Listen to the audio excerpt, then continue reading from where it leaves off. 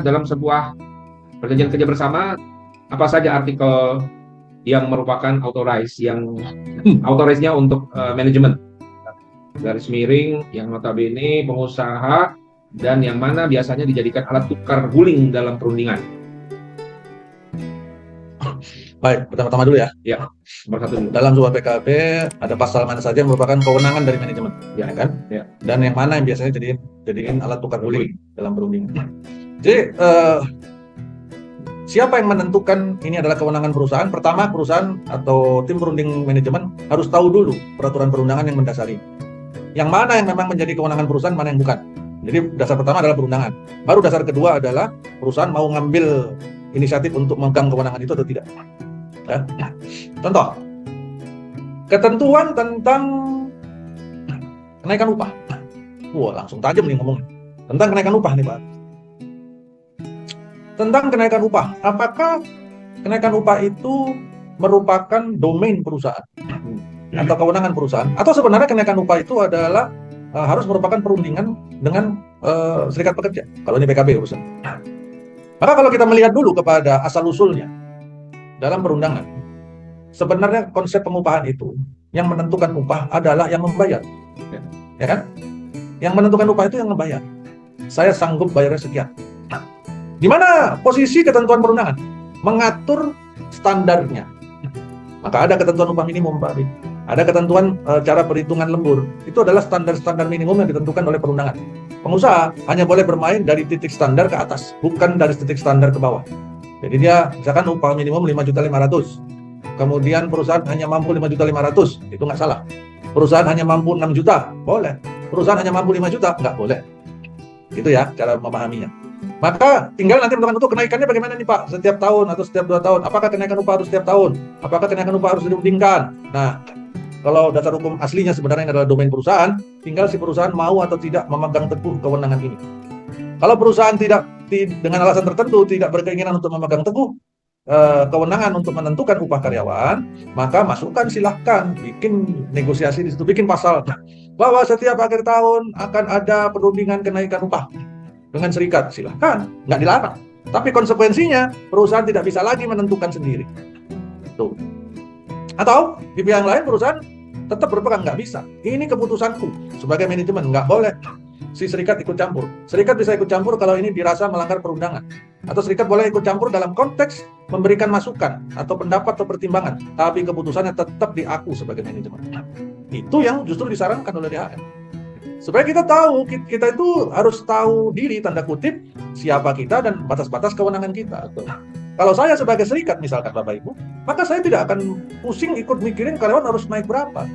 Bukan itu yang jadi target saya kalau saya jadi pengurus serikat pekerja. Yang jadi target saya adalah memastikan bahwa proses kenaikan upahnya dan besaran kenaikan upahnya tidak berada di bawah peraturan perundangan. Itu pertama.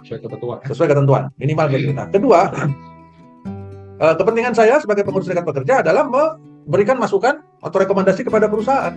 Ini loh Pak, melihat kondisi bisnis kita sekarang begini, saya melihat perusahaan lagi untungnya banyak nih, terus utangnya lagi sedikit banget, perusahaan nggak mengeluarkan investasi lagi dan sebagainya, keuntungannya banyak dan sebagainya, terus karyawan kita sekarang kecenderungannya nih lagi mau banyak dibajak sama perusahaan lain, maka kami mengusulkan supaya naiknya begini, caranya begini, buat perjanjian begini dan sebagainya. Itu adalah usulan rekomendasi yang membangun. Ya. Yang ketiga, kepentingan saya sebagai pengurus serikat pekerja adalah memastikan bisa menunjukkan bukti-bukti bahwa kontribusi pekerja itu melebihi target.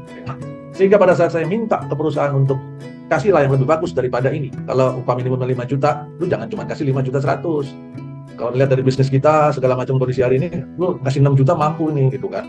Ini lihat nih, karyawan kontribusinya bisa menghasilkan sekian dan sebagainya. Nah itu enak tuh kalau berunding, kalau ngobrol seperti itu. Bukan berunding ya, memberikan masukan seperti itu enak, kita punya dasar.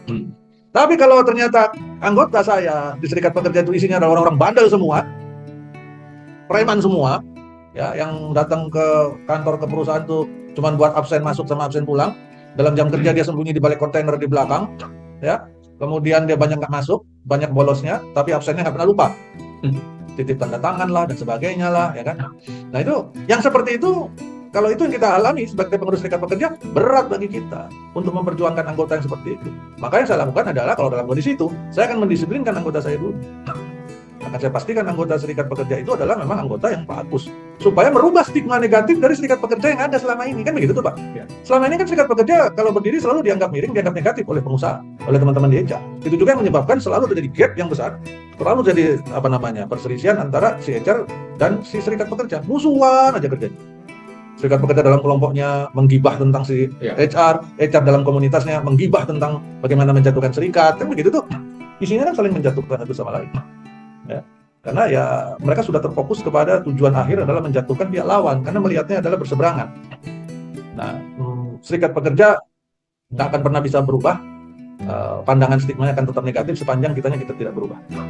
Ya, itu tentang kewenangan tadi, kembali tentang kewenangan ya tadi. Kalau perusahaan mau ambil, maka tetapkan dari awal. Dari awal PKP dibuat, udah tentuin yang ini domain manajemen, jangan diganggu-gugat.